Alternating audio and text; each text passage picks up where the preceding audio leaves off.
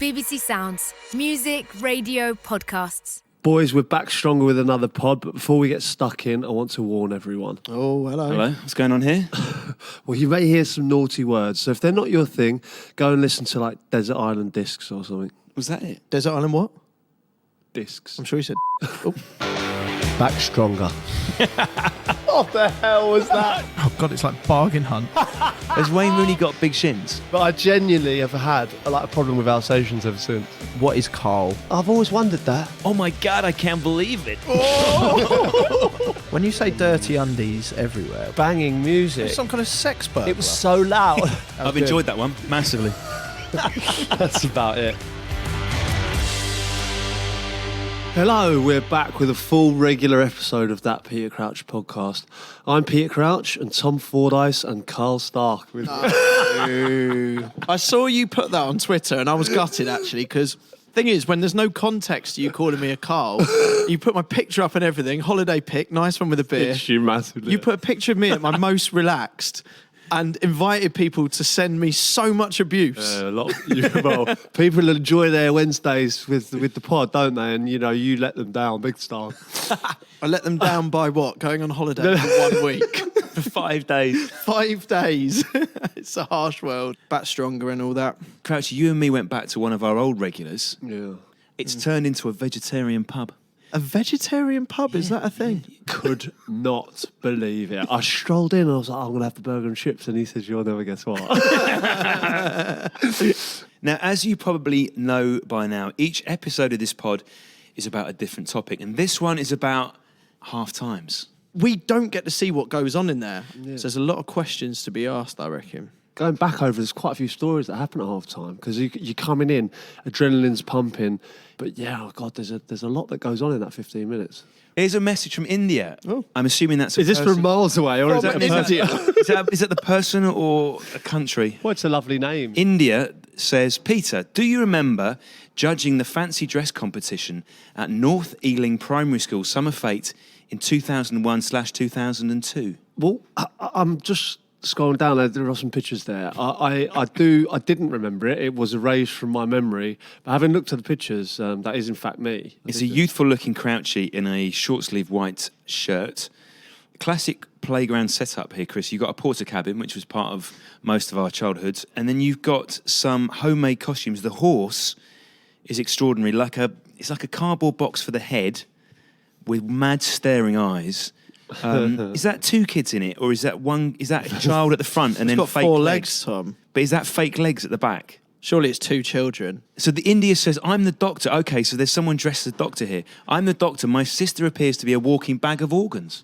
I think the horse won, but meeting you and shaking your hand made my day. Cratchy, did you? You must have voted for the horse then, did you? Well, I'd just like to say I wouldn't have gone back on my decision. Looking at these pictures, I think the horse is the best outfit, if I'm honest. The horse appears to be wearing a rosette. Was that part of the original costume of the horse, or is that basically the winning prize that you've stuck on the horse's chest? I think I would have placed that on. The horse has to win. It's maximum effort, but also it looks a bit like a mascot. In the sense it's got a smiling face, and we all love a sort of smiling mascot. Did you see the mascot at the penalty shootout at the playoff semi-final? Yeah, incredible. It was so good. He was in the huddle whilst they were discussing such an important part of the game. Like, it's just involved in picking the pens. A massive bird. Boys, we've got a list here from training, but I think we need to hear what the bird says. What does he think on the matter? So I guess we want to try and locate the horse, ideally. Yeah. With one eye in Crouchello. It'd be good to have the horse there, wouldn't it? Yeah. Get in touch with us, please, because we'd very much like to book you. We'll speak to your agent. Give us your agent's details. Yeah, anyway, what I was maybe thinking is that Crouchfest, Crouchella, whatever we're calling it, I think we're going with Crouchella now. Perhaps we can encourage people to go in fancy dress. Yes. Could be good. Right, Chris, before we started the pod, you promised us some big news about Crouchella, didn't you? Yeah, I have, boys, actually. So, good news, I think, and this is ridiculous if this happens, but I think I've booked the O2 for it. What? Seriously. Sorry, excuse me. Yeah. The O2 in London. The O2 O2. The O2 O2. And this has all come about because people enjoy the podcast and stuff like that, and they've managed to make things happen. So right now, I'm working to a brief for Crouch Fest that we will have the O2. That's massive, isn't it? Massive. Literally it's massive. You know? Drake was there recently. Hang on, what's the capacity of the O2 that we booked? Thousands, I think. Can we pull this off? What I find incredible is I didn't realise until you look into it that you can book the O2, a bit like how you book a kid's birthday party in a church hall. Just no one ever thinks you can. Right. How much do we owe you? That I need to figure all out. But it's technically available. Leave it with me. We're trying to get the O2. I think I've got it. Chris, I salute your ambition. Yeah. I really do, because I wouldn't have, to be honest, I wouldn't have booked the O2. I was thinking local cricket club, marquee, use their bar. Yeah. Can't believe that it's actually this is going ahead anyway. Let alone like with the Samrat, I thought was quite mental because it was all my friends and family in one place where I've been for years. But I mean the O2, that's just never had anything like it. When you were at North Ealing Primary, judging the fancy dress, could you envisage a day where you might be headlining the O2? I thought, in all honesty, I thought that was the pinnacle. I thought I'd made it right there when I pinned that rosette on the four-legged boy. That was it for me. Here's a message from Iz. Iz says, I work in marketing. Back in 2006, Powerade wanted to combine the twin talents of Wayne Rooney and Rugby World Cup winner Josh Lucy. Legend. The idea was to have Josh showing young Rooney how to win a World Cup. Disaster struck. Young Wayne found himself crocked with a metatarsal injury. Well, yeah, we remember that. Bizarrely, there was no panic because it turned out the ad agency Big Cheese, quote, knew someone who could fill Wayne's boots. The Big Cheese was none other than Bruce Crouch. The late replacement was, of course, Crouchy. So yeah, this is true. Yeah, I was busting late to do this Powerade ad. Great phrase. And it was good fun. The football's going well, and then they said, right, just have like a 1v1 at rugby with Josh Lucy, right? I've not played a lot of rugby, I'll be honest. And a lot of my attributes in football don't really translate in rugby. But I was playing for England at the time, and I was trying to get past him, and he was literally body slamming me, or whatever the hell it is they do in rugby. And tackle. Yeah, probably just tackling. Yeah, well, it's a lot rougher than what I was used to. Well, yeah, it hurt a lot, and yeah, I remember the director said, "I was just like, move it on now, like basically just stop smashing him to pieces." And yeah, that was funny. It was funny. Did you try and tackle him? Yeah, just he was an animal. Do you know he probably wasn't even an animal in rugby, but he was quick and he was very strong.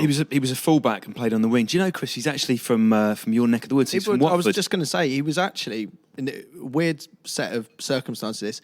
When I started at my school, he was like my sixth form buddy. He's a lovely fella. He's like the hero of my school. Yeah. I'm kind of the embarrassing younger brother, you know, the one that they sort of... I think they kind of like to be associated with sometimes. This advert, I don't know if you've seen it, Chris.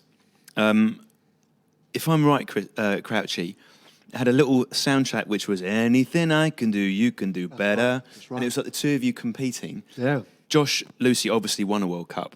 You sadly didn't. So arguably he's won that one. But he hasn't got a good podcast, has he? Yet. Don't give him the idea. Yeah. Crouchy, we got any more messages? Yeah, I've got one here from Kieran. Last summer, I was in a water park in Orlando and I noticed Ballon d'Or winner Kaka. I hung around at the bottom of the ride and asked for a photo. He was a top bloke. He asked me a few questions and even knew about the mighty Fleetwood Town. And he's attached a little photo of himself and Kaka. It's definitely Kaka. Well, yeah, I mean, he plays in Orlando, doesn't he? He plays for Orlando now. He was a Ballon d'Or winner and he definitely knows nothing about Fleetwood. But you don't want to have your photo taken really whilst you're sort of dripping wet and in trunks, do you? I do feel for a bit here for Kaka because he doesn't want to be doing this photo. He's putting a smile on and pretending he knows Fleetwood. Yeah. And you just know how that conversation went as Yeah, well. he's What gone, team "Oh, do you support? Oh, yeah. yeah, he's going, like, do you know Fleetwood? And he goes, I love the Fleetwood. very good, yeah. Piss off, please. Have you ever encountered him anywhere? Have you ever seen him at the water park, Crouchy? Kaka, Yeah. well, frequently on my travels to water parks, he's not someone that I've bumped into, to be quite honest, no. You came up against him in the Champions League final. Yeah, he ruined my dreams in the Champions League in 2007, yeah, he scored. Do you chat with him afterwards? No. I got drugs tested straight after. It was in Does there. that happen a lot, the drugs testing straight after a game? Is it, and it's lucky dip who it is. You don't get Yeah. Well, I mean, they can target people now, but What if you don't? Is it a piss in a cup situation? yeah. What if you can't? Like, Gotta sit it out. Honestly, it goes on forever, especially after a game. If you've played a full 90 minutes, I mean, you can be there all night, and then the lads will leave you. You have to get a cab home. What would have happened, Crouchy? Like, let's say history had gone the other way and Liverpool had won that one. You could still have got called for a drugs test. So meanwhile, in the dressing room, the greatest football party of your life is taking part, and you're in a room down the corridor trying to produce a thimble full of urine. No, I'd have taken a ban. Would you? I would have, at that precise moment, listen, you build up your entire career, life, to play in a Champions League final. Someone's going to take that away to go in a little room with a man and have a piss. and the pressure doesn't help because that gives you stage fright. Yeah, You know? I've sat there. I mean, to be honest, I'm not too bad. I usually go quite quick. But Very good. Some lads, it's not always a good thing, but... That Peter Crouch podcast from BBC 5 Live. Right, that's enough about pissing in beakers. Shall we dive into the main section, boys? Half times? Right then, we've had a message from James who says, can you ask Crouchy about team talks on the next pod? When I see videos of Warnock ranting, I just find them so cringy. A middle-aged fat bloke coming out with every imaginable cliche. Warnock's rants rate up there as one of my favourite YouTube videos. When I want cheering up, I go to one of those. Do you? Yeah. I like it, but it's definitely changed, and I think now players are a bit more precious and more sort of arm around the shoulder and a little bit of a critique here and there. It's not quite, the abuse that it used to be. Do you not think Warnock still acts like that? Yeah, but you can't change someone too much if you've been in football for that long. Obviously, that's what you see. But he will have had to have changed. But every now and then you still see it, don't you? The Warnock one, when he's managing Huddersfield against Shrewsbury, the scariest thing about that for me, he doesn't launch straight into him. He sort of goes into the showers. He's in another bit, isn't he? Yeah, and he's sort of stewing, and you can see the players that waiting for him to come out is making it so much worse. And he comes out, and doesn't he say something like, any injuries? And you can almost see the players thinking, we got away with this one. And then he just piles into, of course there's no injuries. And he's off. It's off. It's scary. I'm obviously like Harry Redknapp for me. He's actually sometimes he's like his funniest when he's angry because I mean he says things that are so cutting, but when it's not you, it's like it's like fucking hell. It's bad, really bad. But I don't know. Like you say, it's difficult not to laugh when someone's getting opened up like that. You know when people are really angry, you sometimes say things that are like, get up him, Crouchy, why won't you get up him? Come in his face sort of thing. Like, get in amongst it. And you've had to kind of sit there, like, knowing. I remember one manager said to a player once, you've done this and that, and you haven't tracked your runner, or I think it might have been marking a corner, and he said it wasn't. No, you got the wrong person. That wasn't me. And he said, well, we'll see Monday, won't we? I got on the video and all that. Yeah, so come Monday, he showed him the video, and then he said, wasn't me though. And he said, yeah, I know that. But he still couldn't give up the fact that he was wrong. He explained something entirely different to the player without saying, I was wrong. You can't show any weakness. It's one of those games where it's an unforgiving game, and if the moment the manager shows a bit of weakness is the moment it becomes more difficult. There's showing weakness, isn't there? And then there's just being a lunatic. So one of my all-time favourite half-time chats is the John Sitton one. He literally sacks the defender, Terry Howard, at half-time, bins him off. I'm going to read you his speech. It's a great speech, this. Okay, this was John Sitton to the Leyton Orient team. You little when I tell you to do something, and you fucking big when I tell you to do something, just do it. And if you come back at me, we'll have a right fucking sauce here. And you can fucking pick someone else to help you. And bring your fucking dinner, because by the time I finish with you, you'll fucking need it. It's one of the best speeches I think I've ever heard. It's class. So funny. The thought of someone bringing a dinner to a fight because they're going to need it is the bit that makes it for me. Unless someone can give context to this, that's a very odd threat, isn't it? But yeah, he's obviously just... Because we're going to have it out, we're going to sit down and have a lovely dinner. afterwards and chat it through. Yeah. Bring your mates. It's like he's gone so far in and he can't stop, like you were saying. Well, he's lost it, hasn't he? I think. But what's so mad about it is he's quite calm the way he's saying it. The irony of that is, so Terry Howard was the defender he sacked at half-time. After the event, this is what Sitton said. Terry's an ex-teammate of mine who I like very, very much. He's great company when you go on a night out, but as a manager, he's not quite what I'm looking for. I may have lost a friend, but by tomorrow, I would have recovered. Yeah.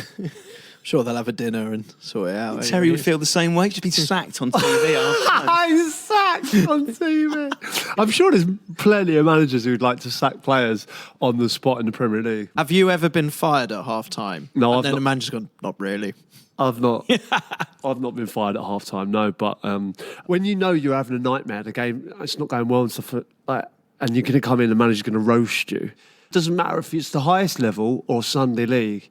If you get singled out in a match where everyone's playing badly or not putting it in, and you get singled out for a little bit of praise, it's like it doesn't matter what level you're playing at. It's a nice feeling. Do you not get a certain reaction from your teammates then? Like the manager's basically said they're all rubbish and he's bigged you up. He's walked off. Does everyone not start going? Yeah, without a doubt. Yeah, that happens regularly.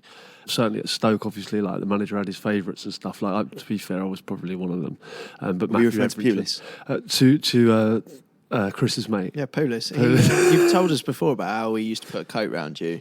Matthew Everton was his favourite, really, and he'd big him up and just hammer. Usually the defenders would just get it like, but they had a hard time of it. Yeah, I mean he'd constantly come down on them. Shawcross has got the haunted look of a man who's been badgered senseless, hasn't he? Mm-hmm. No, in a mad way, he loved it. I mean, like, although he was getting a lot of grief from off the manager and stuff, he just reacted really well to it. He just expected like a high level of performance from him every week, and invariably got it. To be honest, I mean him and Huth for me at the back for Stoke was a fantastic partnership, and not one that never really got recreated again. It was they were the best two defenders that club have had for a long time, in my opinion. When Shawcross and Huth are getting a bit of hairdryer treatment, how do the rest of you sort of react, or do you chip in, or what? No, we feel great. Those two reacted really well to getting a bit of stick, I think. And if a goal went in, it was always their fault, no matter what happened. But he had this thing where he would work with the midfield and the back four always, and then the sort of two wingers and the forwards would be sort of luxury players, and everyone else would be a defensive unit. Is that a Pulis one? Or? Yeah, but he called those back players were the ham and eggers, and the front four were the tip-tap Charlies. And what? The tip-tap Charlies. Yeah, so genuinely, like it would be like you just go and create and score goals, and the rest of us will hold fort. Tip-tap Charlies, Tom. Are you a tip-tap Charlie? I'm trying to work out what... Is it just strikers, tip-top Charlies? A tip-tap Charlie will be like a fancy Dan. Ham and eggers that's Pulis's... Sorry, I've started doing a quiz. Yeah. It's Pulis's version of the most prosaic thing he can think of is just ham and egg. You can go ham and egg, you can go bread and butter. Yeah. Your standard sort of defensive player. Is everyone a ham and egger, or did you get some hams and some eggs? No, you're a ham and egger, yeah. Right, yeah, okay. yeah. So he's got his ham and eggers, and he's probably just booting the ball in the air, is he? And everyone has to challenge for it in the air Just and then fight for the stopping scraps. just stopping people, yeah. I mean, we had individual training sessions, like the defence and the midfield, i.e. ham and eggers, would go over and ham and egg. When you were just messing around at the other end of the pitch, would you look back at this brutal drilling that Pulis was giving and just look at each other and go... It was like whipping them. Yeah. And you're playing headers and volleys. No, genuinely, we just look over at them and go, thank fuck we're not a defender. Which want to be doing It's almost that. like they have different weather over them, It's like wet, rain, stormy. Lightning. Yeah. But it is a bit like that, and I think with that kind of it's a jokey thing. Obviously, he's taking the piss and he's having a joke with it. But there's a fundamental sort of part to it, and it is you have a real strong core structure of tough, hard to beat players, and then you have someone obviously because you need to win games as well to go and create and score. But within that structure, you have sort of 8 players who are drilled to defend and to make sure that you're tough to beat. I've got an image in my head of this half the pitch is just covered in mud and it's men crying and bleeding. Yeah. And at the other end of the pitch, there's Crouchy and John Walters making daisy chains. Oh, yeah. Pulis is looking down and wondering, if he dies, he dies. We have more where that came from. The thing about John Walters, he had an amazing ability to be able to combine both. I think he's the only player who could possibly be in both camps. He could score goals, he could get in the box, but then as soon as we lost the ball, he was so fit and like able to get up and down the pitch that he would then be back in shape. Well, let's give you 3 or 4 players, right? You tell us if they're... Yeah, I love it. Hammonegger or Tip Tap Charlie. Paul Scholes. Tip Tap Charlie. This is brilliant. This is brilliant. Right. Let's try a creative defender. I'm going to give you Trent Alexander-Arnold. He's in the John Walters camp there, isn't he? But he would be classed as a damn egger. Is he not Serrano ham and quails egg? Sounds like something you'd order when we do this podcast. Crouch has done the robot again because it's 100 Premier League goals for Peter Crouch. That Peter Crouch podcast from BBC 5 Live. I want to know, Crouchy, about the practicalities of halftime. I've got lots of questions here. My first one for you, do you ever change kit? Right, okay, yeah, we're going to... These are the things that I think everybody knows that But none of you us actually do. don't. Yeah, and you know where this will lead. And He's trying to get on pants, we'll isn't get he? there soon. We'll get there soon. No, shirt. We have 2 shirts in every game. 2 shirts? And What? yeah, at half time I will change my shirt. Yeah, as majority of players, if not all, would do that. When did this start? Yeah, does everyone do this? Believe so. Generally? Yeah. Goalies? I'm not. Yeah, I think so. I'm not certain if the keeper changes shirts, but I mean, most of the players would change shirts. Yeah. Do you have a shit at half time? In all honesty, like everything happens before a game. I think, like for me, certainly. I like the idea in a way that someone is missing a team talk. Loads of times, someone will be in there and have Just to hear give them a knock.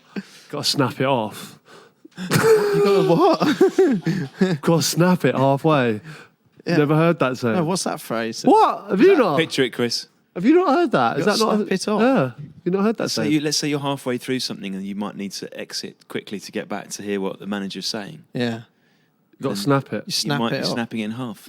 Yeah. Okay. Well, I've not heard of that before, but we learn something new constantly. I'm going to move off this topic in a second, Well, but I'm everyone just knew that. sort of fascinated. So, right, I've always wondered this. Let's say, like, you can understand major injuries and stuff like that, but what if you wake up on the day and you've got, like, the shits or something like that? Have you ever had to miss a game for it or half time come off because of that kind of thing? No, that's not something that I wouldn't stop me missing a game. Definitely not. I wouldn't tell anyone. I try and. Sometimes I've felt horrendous. You know, like where you got full of a cold and stuff like that. The night before a game, I think, it might get better, and it's worse the next day. You got a really bad cold, and just, you know, on days you just don't feel like doing anything. You go, right, I'm playing a Premier League match today. You are an industrious guy, actually. I've got to say, like, you always describe stiff upper lip with kind of, you know, you want to be playing. You want. Yeah, to, well, like, I'm genuinely, and I've had some of my best games, and I thought, Carl, you imagine if I'd have pulled out there because I had a cold, and I scored 2 goals. But do you get to half time ever and you're just not feeling well? Yeah, like I've played a few games like where I've felt terrible. Yeah, but I've never come off or You've never had to come off at half time for your own because sort of illness wise. Well, yeah, like, or telling the manager, like, look, I can't play anymore, or No, no. I Wow. wouldn't do that unless you're injured, obviously. But, Yeah. no, I couldn't. Is that a hard discussion to have at half time, where maybe they haven't spotted that you're injured?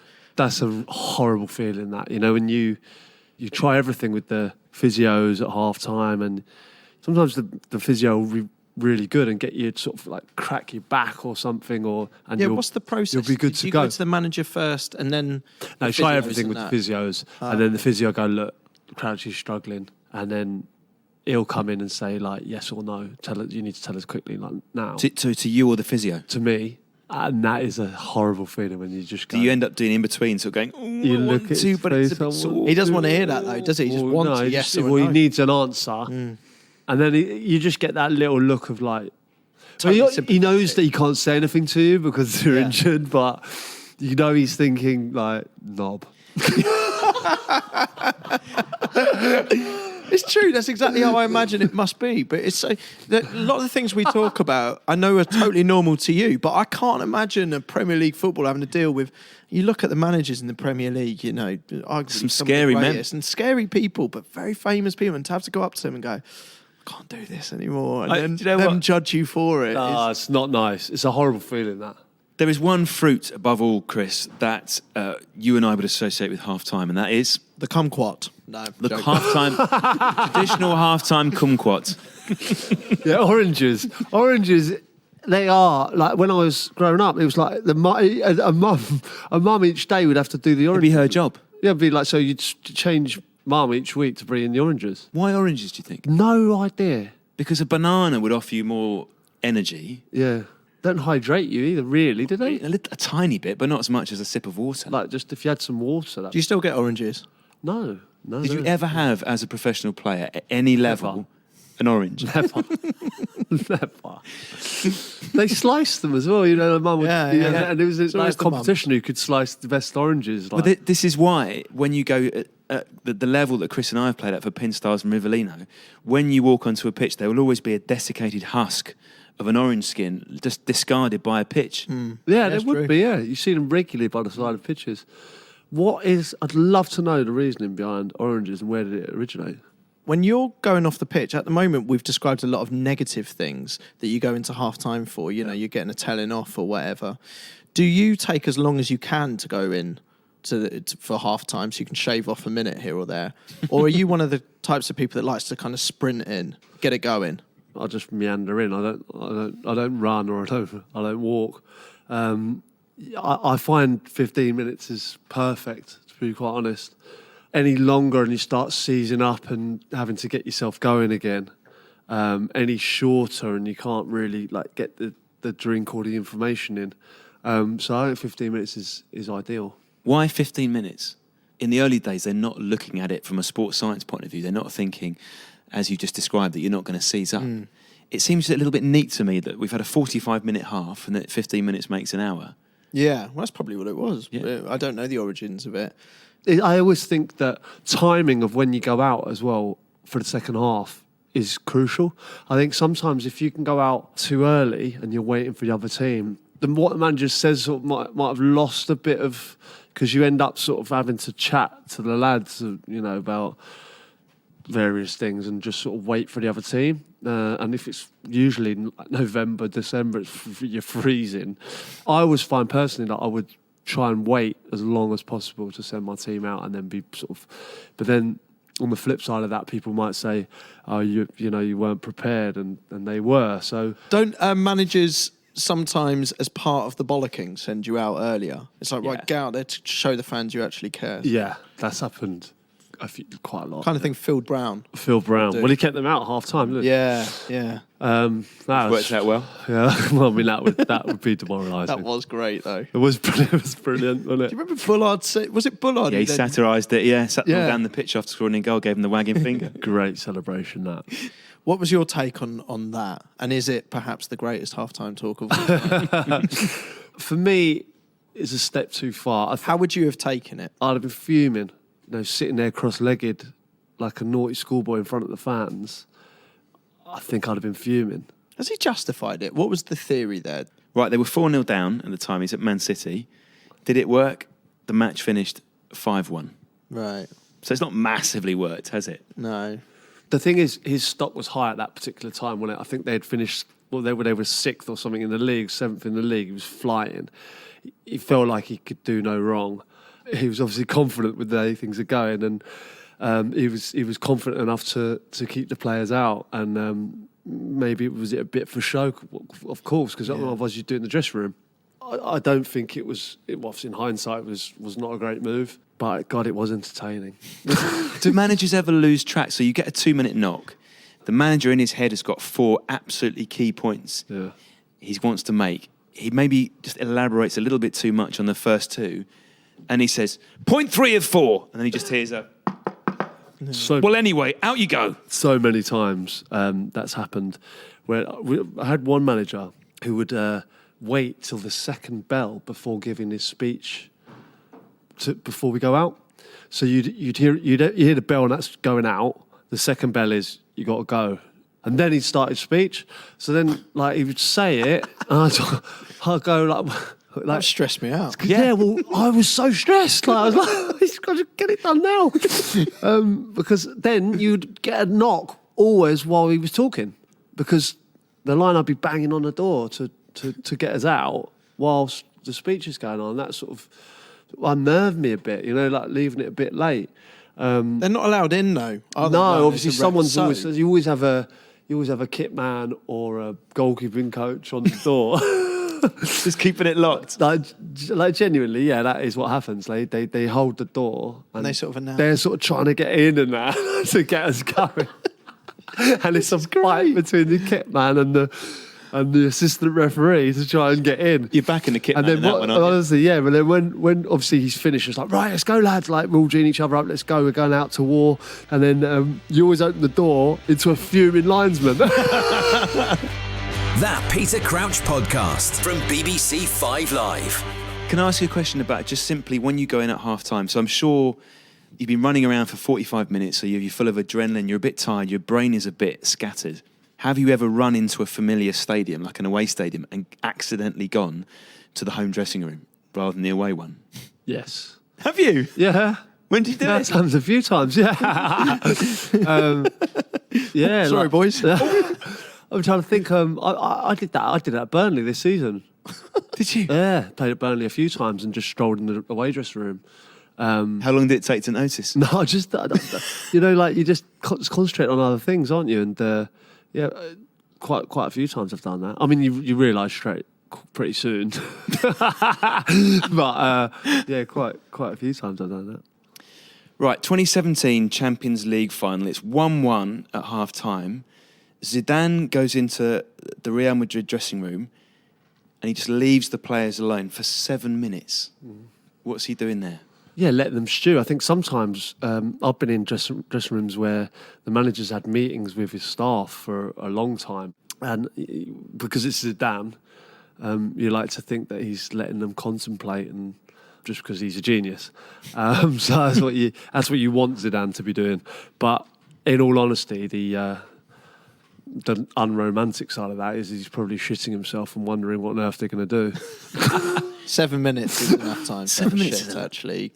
No one's thrown that theory out there, have they? That's what he was doing. He's on the toilet. He's come up with a master plan, which has then gone and worked. And the master plan is, just tell you what, boys, just give it to Cristiano.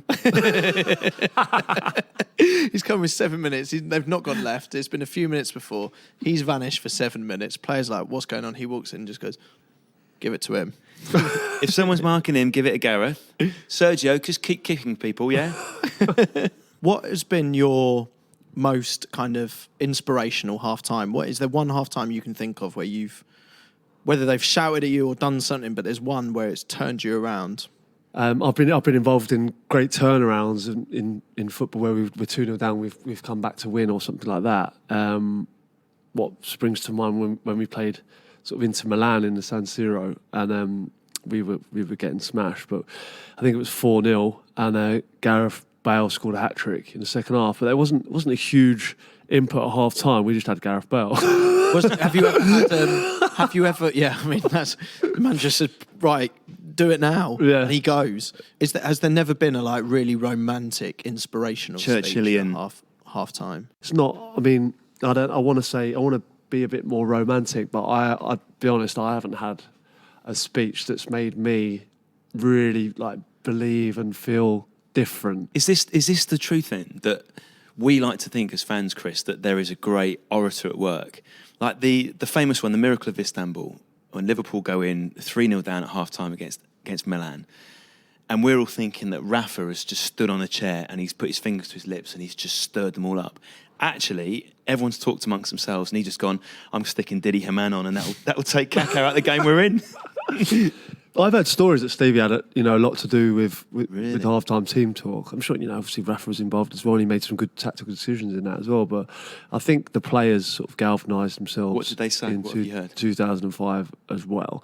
No, just getting together and saying, how many times we're going to get back to the to a Champions League final. I mean, That's it strong. just so happened it was 2 years 2 years later. That would kill it, wouldn't it? But obviously then they didn't know that. I mean, Liverpool at that time, it wasn't a strong team. It wasn't the strongest team that Liverpool have ever had, certainly not. Do you want to go out embarrassed? And I think it was along the lines of, we don't want to embarrass ourselves in front of everyone. And It's like the Harry Kane appearance, Chris, isn't it, in the dressing room? At half-time against Ajax, we know he went down to the dressing room. Like, for you and I wouldn't instinctively say that Harry Kane was an inspiring orator. Is that fair? I mean, I was with Danny Rose recently, and he said that Harry did come down, and it was a rousing speech that he gave. Really? And he did rile people up, and Really? and, honestly, yeah, and they all bought into it. I think he's a legend at Spurs now. There's no denying it. I mean, he scores 30 goals a season, so the players are going to listen to him, because it's not, you hear from the manager every day, but when your captain has come down and said something like that, I think it would. I was going to say spur you on, but and it did, and obviously what happened is amazing. But in hindsight, it's a wonderful thing, isn't it? Because if they'd have just gone out and lost 3-0, no one would have been talking about Harry Kane's speech, would they? Yeah, it's true. Do you ever see influential players overstep the mark then sometimes, where you got a manager there and, whoever's the sort of golden child of the club says something? Yeah. and I've actually seen it. maybe they should have just shut up, Exactly, definitely. And I've seen players who've got too much to say, and that happens probably more so than the inspirational speech. Here he goes again. It does happen a lot. And if someone is piping up too much and constantly saying things and not letting the manager speak, then people go to town on those players as well. Because Just tell them to shut it. Shut the fuck up. Let the manager speak. Because I find it quite funny seeing Frank Lampard, and he seems so much more grown up all of a sudden. Yeah. Well, it does change you, position of surely. authority. Yeah, I think as a manager you have to change. Speaking to players at Swansea, Gary Monk was a player and then went into management, he changed, and it was like, he can't do the things that he used to do before. Awkward on the WhatsApp group, that, isn't it? When someone posts a picture and then Gary has to go, I don't find this funny. Well, you've got to remove yourself, surely. Well, of course you do. Yeah, you're not a player anymore. If I was a manager, I can't, walk around and flick people's ears or something. Do you know what I mean? Or like mess around. Sadness on his face, Chris. That's when what he he's says, worried yeah, about. I'd lose the ear flicking. I love flicking ears. It's great. It's what I do in Is the that your morning. thing, is it? Yeah, enjoy it. Crouch going for the spectacular. Oh, what a goal from Peter Crouch! That Peter Crouch podcast from BBC 5 Live. Right then, boys, let's do some messages. Gentlemen, I recently spent a couple of weeks in China and had every intention of passing the pod with the people we were staying with, but my efforts were thwarted by the fact that Peter Crouch podcast is currently banned in China. Banned in China. Is there a Chinese-related story from Mr. Crouch's past that may account for this censorship? This message is from Ben. No, I lived in Singapore for 3 years. Something's happened in Singapore. Are they? What's going on there? Are they Something rivals? has happened in... Not really rivals, no. What were you doing in Singapore? My dad got a job out there when I was a kid, and I lived out there. So what was life like in Singapore for you then? How old were you there? I was only a baby. See, it was like 3 till 6. I had a little mate called Turu who moved to Wimbledon. And What, the football club? he didn't play for Wimbledon, but he moved to Wimbledon. And my mum took Where's me to Turo see- now? What's Turu, yeah. So my mum MK said, Dons. Oh, your best mate from Singapore. They've all moved. They moved to Wimbledon. We're gonna go. So obviously, my mum was friends with her mum in Singapore. So we went there to see him, and we actually found out that we didn't have a lot in common. Oh, when you met afterwards? Yeah, we met at 15 again after our, escapades. Apparently we were best mates. Don't remember a lot of it, obviously. When I went round, didn't have the same vibe, really. So is Turo the same age? Is Turo playing football? Yeah. No. I mean, he was strong into the academics. He was very clever. Could we invite him to Of course we could. Crouchella? Well, yeah, Turu. If you're Is listening, Turo last name or first name? Sorry. that's his first name. that's a Because shame. your mum Jane will have contact details, won't she? Possibly. My mum believed that, like, when I was a baby, I was 3 till 6. So I used to be able to speak a little bit of Mandarin. Age 3. I swear. Do you know what? Shut your eyes, Crouchy. Shut your eyes. Just try and feel relaxed. See what Mandarin comes into your mind. Not a lot there, man. Just imagine a 3-year-old Crouchy spouting Mandarin. Fluent in Mandarin. But you can speak it and Beautiful. you pick up things. So I'm saying I was chatting in Mandarin, but I was You are? saying the odd word. Right, so what was your mate's name? Toro? Toro. He might be listening to this. Toro, if you want to have an emotional reunion with Crouchy, maybe speak some Mandarin to him, can you get in contact with the show? Your email address, Crouchy, is? Peter.crouch at bbc.co.uk. Yay! It's fascinating this because you knew each other age 3 when you were in Singapore. Yeah. You then met when you were 15. He could be up to anything, couldn't he? I'm sure he's a success in his own field. I'm sure he is. Yeah, I'm sure he is. He was. I remember he was a good lad. But when He was 3. when we Lad at 3. no, I'm talking about when we reconnected at 15. Smart ass. That's how you describe 3-year-old, didn't it? He's a cracking lad. It was great. He's a good lad, that 3-year-old. I like the idea that Crouch has like the personality of him, like now In a 3-year-old. but in a 3-year-old's body. Hey, he was a good lad. He was hanging around, a couple of pints of milk. He was a good lad. I was actually talking about when he was 15, we met up again, not when he was 3. Craig has got in touch. Craig says, I was working as a groundsman at Crystal Palace, roughly 6 years ago. You, Crouchy, and the reserve goalkeeper were the last 2 out warming up. You'd just taken what I thought was your last shot, so I moved into the goal and started checking the nets. All of a sudden, I hear a heads! I quickly turned to see who they were warning, and wallop. You had just cracked a perfect volley that ended up catching me square in the face. Fair play, because you instantly jogged over, asked if I was okay, ruffled my hair, and offered me your training top. Yeah, did crack him right in the face. Can I ask why you've treated him as a child? Why I've ruffled his hair? You've ruffled his hair and then offered him your training top. He's a grown man. Yeah, if I remember rightly, I think he was about 34. Why do footballers who do all right for themselves and earn a lot of money think that an item of clothing is adequate compensation for sort of like, and it's always the same, like a child gets absolutely walloped in the face in the stand and there's, a boot given or a shirt or something like that. If I was them, I'd be, where there's blame, there's a claim. Yeah, exactly. You're right. If you go to injury lawyers for you, they're not advising you, I tell you what, I'd settle for a training top here, son. Yeah, no, you got to go for the juggler, haven't you, I suppose? Then the day, I don't know, if you're sitting behind the goal, for instance, I'm sure there's a disclaimer on your ticket somewhere. I've always dreamed of the moment that the ball will come and I'll get to head it back onto the pitch. Be Nothing better than that when the ball goes in, someone heads it. Yeah, because they've waited for that. What are the chances? Like a lottery ticket. Yeah. It's such a small chance. It's a bit like, how you always tell yourself, right, if ever someone broke into my home, I'd go after them, that kind of thing. So you have these pre-prepared ideas on how you deal with life situations. I like to think I'd be the kind of person that would head a ball in the stand. But maybe I wouldn't. Could we make this dream come true at Crouchella? Could we get Crouchy to smash a volley at you and you just dip your head and bang? Look, if we do get the O2, maybe what we do is we have Crouchy on stage for an hour, just pelting balls into the crowd. Like, let everyone have their moment. Everyone. What a strong hour that would be. The O2 won't have seen anything like that before. Right, for the next hour, Crouchy's going to fire balls in. Like, all these people staggering out of the O2 bleeding, like major head trauma. They'd love it. Well, let us know if you'd love it. Let us know if you'd love it. I was just thinking about Crouchella as well. I could possibly just do like a song in Mandarin if you'd like as well. Would you? Yeah. Would you?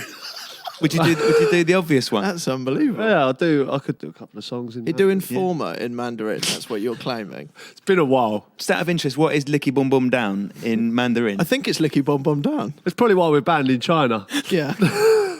I like to think, Chris, that there is like an underground resistance in China of people huddled together under their beds just listening to an illicit feed of this podcast.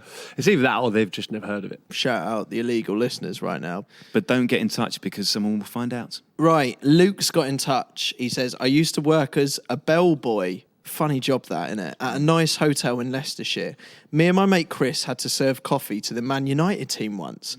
Giggs, the Nevilles, Bart, Brown, Rio were all in this room. As we walked in, everyone burst out laughing. I looked over towards the TV. I spotted their porn on. What? And Scholes was stood with the controller, trying to quickly turn it off. My greatest achievement, however, was after Newcastle stayed. I knew what room Shearer had been in. So after they checked out, I went up to his room to see if he'd left anything. This must happen all the time, by the way. I went into the bathroom and found a bar of soap with one of Shearer's pubes on it. Obviously, I took it and it remained on the dashboard of my G-Reg Ford Fiesta for the next 6 months. Oh my Absolutely. God. That's a truly extraordinary. I mean, so many questions. I mean, he's got some serious issues, Luke. He's probably exaggerating for this story as well, because if it's on the TV, How have they got it? How have they got it on the TV? Well, I mean, like- it's sort of like they've put a DVD on or something. Yeah. I don't know. I mean, is that... Would you risk that with Alex Ferguson as your manager? Not in the hotel. You know, it sounds like they, where they are for breakfast, right? Luke's got some deeper issues because keeping Shearer's pubes on his G-Reg Ford Fiesta for the next 6 months. Does he know it was definitely Shearer's pube? I think the whole thing, you've got to be so careful with hotel rooms, don't you? Because they will go in afterwards. And there's nothing wrong with Shearer shedding a pube in his hotel room, is there? No, it's a private... And he's soaped himself. He's keeping himself clean. If you are going to search for them, you will find pubes. I'll cut to the chase here. Luke scares me. You just don't want to stay in a hotel that Luke is working at. But obviously, mate, you're obviously a fan of the pod. And I'd like to think you'd look after all of us in that situation. The next pod, boys, do we fancy as a topic fitness? I think I was thinking about it today, actually. Like, I left school at 16, so I've done 23 pre-seasons. That's all I've ever done, really. And I think, like we were talking about, like when I retire, the thought of having to think about fitness, do you know, like just a bit of a ball ache, isn't it? You know, it's one of those because things. you're not even thinking about it, really. It's just the day-to-day. That's my job. So I'm like, right, that's just, fitness is taken care of. That's what I always think about personal trainers as well, is like, you're just doing your job. You don't deserve to be that fit, really. Yeah. If I had all day in the gym, I'd be fit. Exactly. Kind of like, in a weird kind of way, personal trainers are the laziest people on earth. They're not even trying. It's just their job, isn't it? I dread this topic slightly because I worry it's going to be one of those that I listen to, hear some of these stories and realise kind of how inadequate I am. Downbeat ending to the idea of fitness. That Peter Crouch podcast from BBC 5 Live. BBC Sounds. Music, radio, podcasts.